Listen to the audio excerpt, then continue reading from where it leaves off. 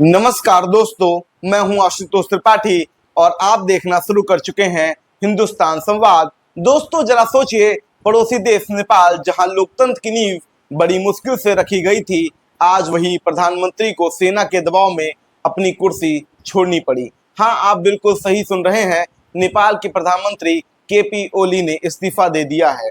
और यह इस्तीफा किसी संसद, सुप्रीम कोर्ट या जनता की वोटिंग से नहीं, बल्कि सीधे सीधे आर्मी की चेतावनी पर हुआ है। राष्ट्रपति रामचंद्र पौडेल ने तुरंत उनका इस्तीफा मंजूर कर लिया। अब सबसे बड़ा सवाल यह है, क्या नेपाल में अब लोकतंत्र रहेगा या सेना बैरक से निकलकर सत्ता पर बैठ जाएगी। ओली ने इस्तीफा देने से पहले नेपाली सेना के चीफ जनरल अशोक राज सिंहदेव से मुलाकात की। सूत्र बताते हैं कि ओली ने उनसे हालात संभालने और खुद को सुरक्षित निकालने की मदद तक मांगी। यहाँ तक की खबरें हैं कि ओली दुबई भागने की तैयारी में थे। सोचिए, जो नेता कल तक जनता के नाम पर भाषण दे रहा था, आज वही अपनी जान बचाने के लिए सेना की शरण में था। लेकिन नेपाल में हालात इतने बेकाबू हो चुके थे कि किसी के पास सुनने का वक्त नहीं था। भीड़ ने राष्ट्रपति रामचंद्र पौडेल के घर पर कब्जा कर लिया, संसद भवन में आग लगा दी, कम्युनिस्ट पार्टी के मुख्यालय पर धावा बोल दिया।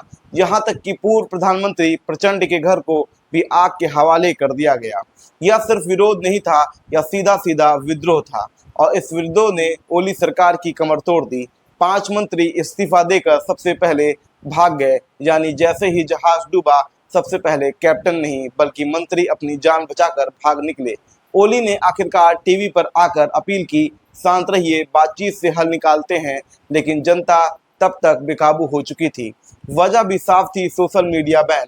26 सोशल मीडिया प्लेटफॉर्म पर रोक लगाने का जो फैसला ओली सरकार ने लिया था, वही उसके ताबूत की आखिरी कील बन गया। सोचिए, जिस दौर में सोशल मीडिया जनता की आवाज है, वहां अगर आप उनकी आवाज दबाएंगे तो क्या होगा, वही जो आज नेपाल में हो रहा है। आप नेपाल खड़ा है एक चौराहे पर, क्या वहां लोकतंत्र बचेगा या फिर सेना सीधे सत्ता पर कब्जा कर लेगी।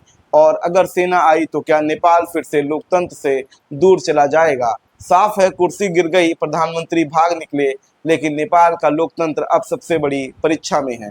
सवाल ये है कि नेपाल जनता के भरोसे खड़ा रहेगा या सेना के बूटों तले दब जाएगा।